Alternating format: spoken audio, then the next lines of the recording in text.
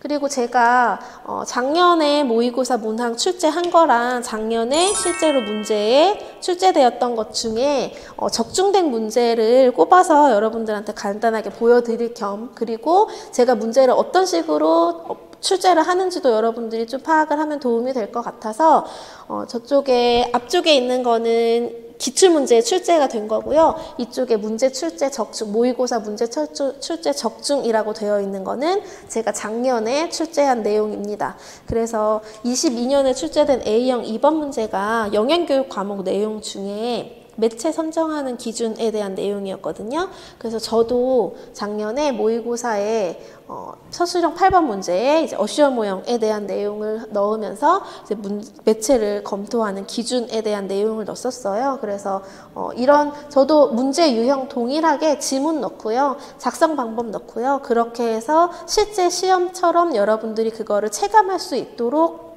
그렇게 문제를 출제하고 있습니다. 그리고 22년에 출제된 A형 3번 문제에 효소 내용 나오면서 폴리페놀라제 내용이 나왔었는데, 저도 작년에 사과에 대한 대화문 내용을 보면서 이제 효소에 대한 내용을 넣었고요. 지금 A형 3번에서 출제되었을 때는 이 효소에 대한 내용이 기입형 문제였어요. 근데 저는 작년에 서술형 문제에 출제를 했었기 때문에 폴리페놀라제에 대한 내용과 함께 뭐 효소적인 갈변을 어떻게 하면 예방할 수 있는지 뭐 이런 것들도 같이 답안으로 작성을 하게끔 해서 내용 정리를 할 때 같이 한번 이론 개념 정리를 한 적이 있습니다.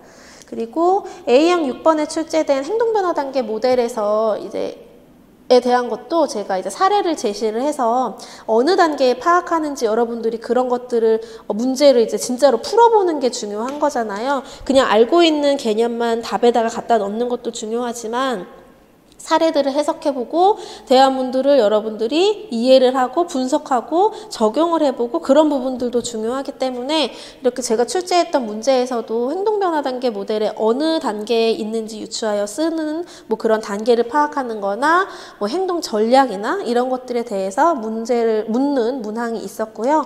그리고 A형 9번 문제는 영양학 과목이었는데 구리에 대한 내용이 있었어요. 그래서 저도 구리가 철분대사에 어떻게 관여하는지에 대해서 물었던 문제가 작년에 있었습니다. 그리고 A형 11번에 비타민 D가 뼈 건강에 미치는 영향에 대해서 저도 작년에 골다공증에 대한 내용을 들었었어요. 그래서 영양학이나 식사요법이나 이제 이렇게 과목을 연계를 해서 비타민 D가 골밀도에 대해서 어떻게 작용하는지 뭐 이제 그런 것들에 대한 내용을 지문이랑 같이 제시를 문항을 출제를 했었고요. B형 문항에서는 식품학에서 레닌 첨가했을 때 응고 기전에 대한 문제가 B형 4번 문제에 나왔죠. 저도 작년에 우유가 응고되는 거에 대해서 산 첨가했을 때에 대한 응고 기전이랑 레닌 첨가했을 때의 응고 기전을 둘 다 비교하기 위해서 이렇게 문제에다가 녹여낸 적이 있고요. 그리고 B형 5번에 출제됐던 영양 판정에서는 영양 섭취 기준이 20년에 개정된 거에 대한 내용 중에 CDRR이라고 하는 개념이 나왔었는데, 저도 CDRR 뿐만 아니라 개정된 내용 중에 뭐 지방에 대해서 리놀레산이랑 리놀렌산의 기준이 신선된 것이라던가 그런 부분들을 다뤘었습니다.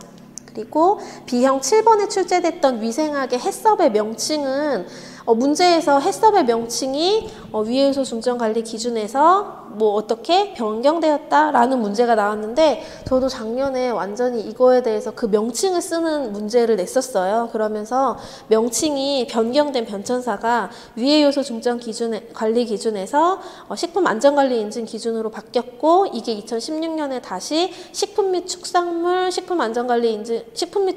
안전관리 인증 기준으로 이름이 식품이랑 축산물을 통합해서 명칭이 변경되었다라는 내용을 강의한 적이 있거든요. 그래서 그거에 대한 명칭이 딱 문제에 나와가지고 아마 작년에 모의고사를 들었던 분들이라면 조금 도움이 됐을 것으로 생각이 됩니다. 그리고 22년에 출제됐던 B형 8번 문제는 글루텐 함량에 대해서 박력분에 대한 문제가 나왔었거든요. 근데 제가 작년에 문제를 낼 때 저는 강력분에 대한 문제를 냈어요. 근데 강력분에 대한 문제니까 이거는 강력분입니다 하고 강력분만 답으로 딱 언급하고 끝나는 게 아니라 모의고사이니까 진짜 마지막으로 개념에 대해서 정리하는 시간도 필요하다고 했잖아요. 그래서 박력분에 대한 개념, 강력분에 대한 개념을 설명하면서 강력분, 박력분, 중력분이 어떤 용도로 쓰이는지, 어떤 특징에 의해서 그렇게 분류가 되는지 그러한 것들을 싹 한번 정리를 했었거든요. 그래서 이때도 이제 정리가 됐었으니까 조금 도움이 됐을 것으로 보이고요. B형의 11번 문제 영양상담에서 영양상담 과정의 첫 단계의 명칭이랑 이게 왜 필요하느냐에 대한 문제를 물었는데 저도 역시 기억에 밑줄을 친 단계를 놓고 이 단계의 명칭을 쓰고 이 단계가 필요한 이유를 제시할 것이라고 해서 굉장히 유사성이 높은 문제를 출제했었습니다. 그래서 작년에만 해도 총 23문항 중에서 이렇게 문제 유사성이 높게 나타나는 게 한 10문제 제가 발췌해서 본 건데 항상 여러분들이 중요하다고 생각하는 것들 위주로 그리고 문제의 기존에 많이 출제되었던 것들 위주로 또는 이거는 그동안에 출제가 잘 안 되었어서 이 부분은 한번 나올 법하다 하는 부분들도 있어요. 그런 것들도 위주로 제가 모의고사 문제를 구성을 하고 있어요. 그리고 문제의 유형이나 이런 것들도 실제 시험이랑 거의 비슷한 유형으로 최대한 지문이나 대화문이나 그런 것들도 많이 넣으려고 하거든요. 왜냐하면 최근으로 오면 올수록 문제의 유형이 그냥 기입형에서 답만 딱 찾는 것보다는 서술형의 문제에서 그 내용을 해석해야 되고 그 대화문을 이해해야 되고 그 중에 어떤 거를 답으로 찾아야 되는지를 분석해야 되고 이제 문제를 해결하는 능력이라던가 적용한다던가 실제 사례를 들었다던가 그런 것들에 대한 문제들이 많이 반영이 되고 있는 추세예요. 그래서 모의고사에서도 당연히 그런 것들이 다뤄져야 여러분들이 실전에서 문제를 제대로 풀 수가 있을 거라고 생각이 되기 때문에 이렇게 비슷하게 하려고 노력을 하고 있습니다. 그리고 여러분들이 질문하실 때는요, 수강생이든 아니면 수강생이 아니라고 한다면 이제 수업에 관련돼서 그런 내용들에 대해서 채널에 추가를 하셔서 저한테 질문을 해주시면 이게 카톡에서 하는 거랑 동일한 시스템이다 보니까 여러분들도 핸드폰으로 해서 작업을 하기가 조금 익숙하실 거예요. 문자를 쓰는 것도 그렇고 하다가 사진을 찍어서 하는 것도 그냥 책에서 사진 부분 찍어가지고 저한테 바로 업로드가 될 수가 있어서요.